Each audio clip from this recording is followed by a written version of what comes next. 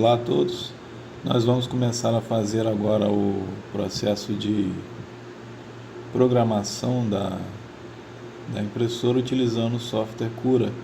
E aí para isso eu vou criar uma peça simples aqui no Fusion para a gente poder fazer do zero, esse processo. Primeira coisa que a gente vai fazer é criar a peça aqui, Eu vou dar um exemplo de uma peça qualquer.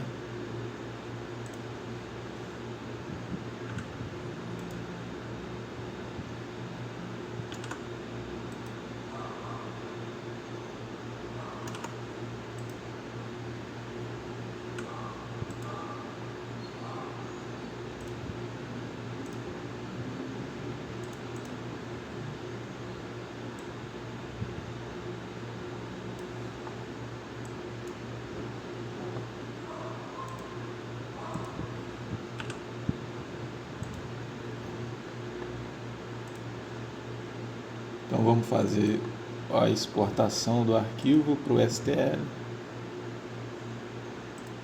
Vamos colocar o nosso refinamento aqui para alto.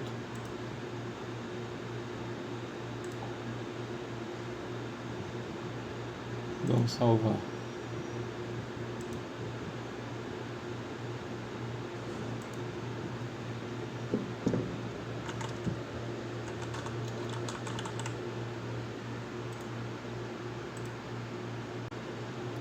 Com o software aberto, iremos nos orientar aqui com algumas configurações. Primeira coisa é a seleção da impressora. No meu caso aqui já está selecionado para Ender 3 Pro. E o filamento, No meu caso aqui eu utilizo um bico de 0,6, o material que eu estou usando é um ABS. Porém na nossa escola a gente utiliza o diâmetro de 0,4. E o material é um Generic PLA.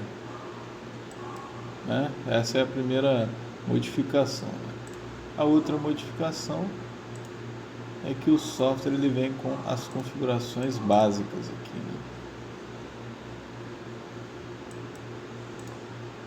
que é basicamente essa janelinha aqui, Essa janelinha ela já nos ajuda a fazer a impressão, de uma forma mais rápida.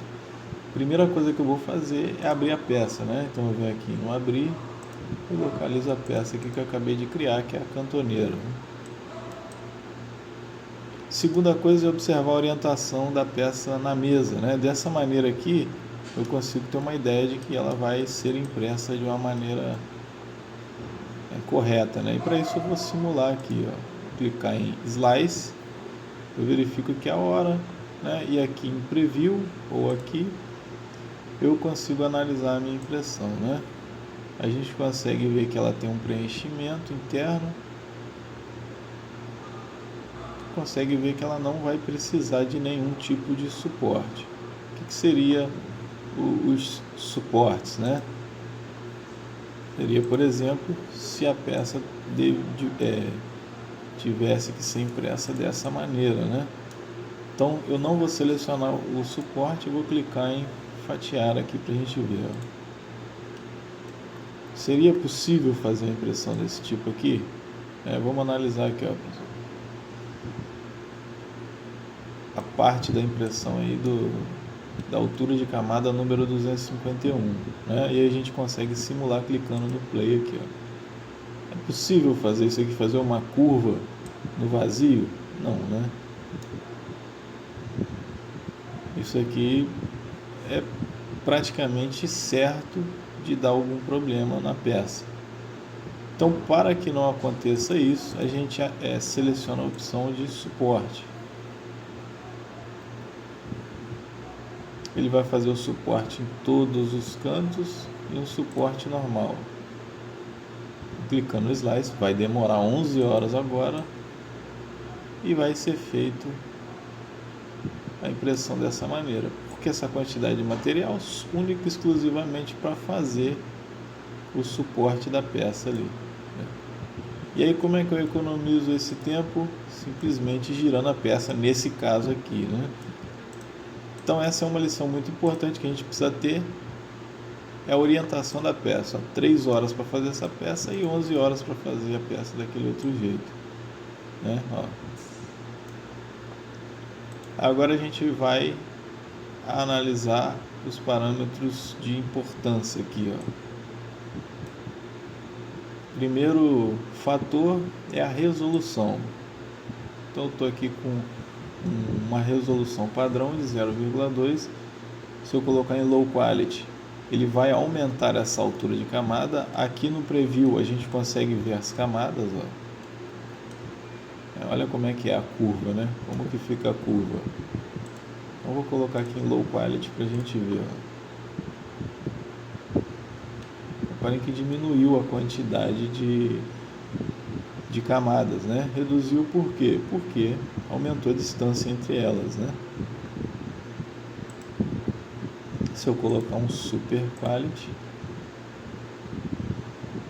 eu já vou ter uma quantidade de camada muito maior. O raio vai chegar muito mais perto de ser um raio mais liso, né? Mais circular, se assim que a gente pode dizer. Só que eu vou demorar muito mais, né?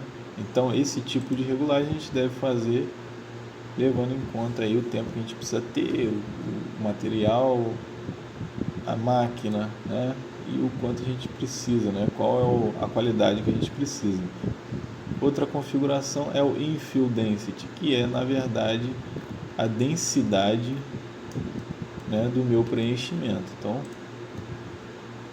clicar aqui no Slice e aí a gente consegue ver que esse aqui é o preenchimento de 20%. Se eu arrastar aqui para 70%, eu vou ter um preenchimento muito mais denso, né? Algo muito mais perto de preenchimento total, né? Se eu colocar 0, eu tenho uma peça oca com grande chance de dar errado, porque não vai ter suporte para as camadas superiores, né? Por exemplo, aqui, como que eu vou fazer essa camada aqui, né? Ó, ele tem que fazer uma ponte até o outro lado, então a chance de dar errado é grande, né? Impossível não é impossível, mas a chance de dar errado é muito grande, né? E aí aqui está o final. Vamos manter aqui um padrão de 20. Esse aqui é o tipo de padrão que a gente utiliza para fazer essa densidade, né? Então eu posso colocar grid, lines, o padrão vem cubic, em zig-zag. Então isso aqui vai se modificar de acordo com o preenchimento, né? Por exemplo, zig-zag vai estar lá, ó, o padrão de zig-zag, um padrão de grid, padrão de grid, com várias linhas entrelaçadas, um padrão de giroide, por exemplo, ele vai ter esse formato aqui, né? Então isso aqui nada mais é do que o padrão que eu utilizo aqui dentro, né? A parte seguinte é o do suporte, onde eu posso utilizar o suporte normal e o suporte de árvore, né? Vamos simular aqui o suporte.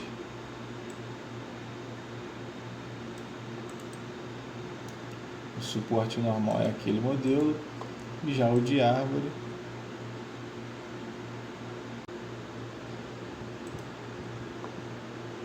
vai demorar menos tempo do que se fosse com suporte comum, porque ele vai utilizar a menor parte aqui na base, né?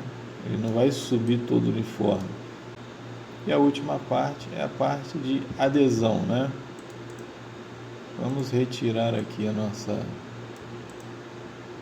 nosso suporte e vamos clicar aqui em adesão. Clicando em adesão, ele cria esse brim aqui que a gente chama, né? O brim é essa base aqui um pouco mais larga, justamente para fazer a aderência melhor da peça, né? Então ele evita que a peça desgrude da mesa, principalmente uma peça aí feita de ABS, né, que é aquela peça que sofre uma deformação por conta da temperatura, né, muito rápida. Vamos retirar aqui. E esses são os fatores básicos. Depois a gente vai salva esse arquivo que vai ser gerado aqui em G-Code, para a impressora Ender, e aí faz a impressão normalmente, né?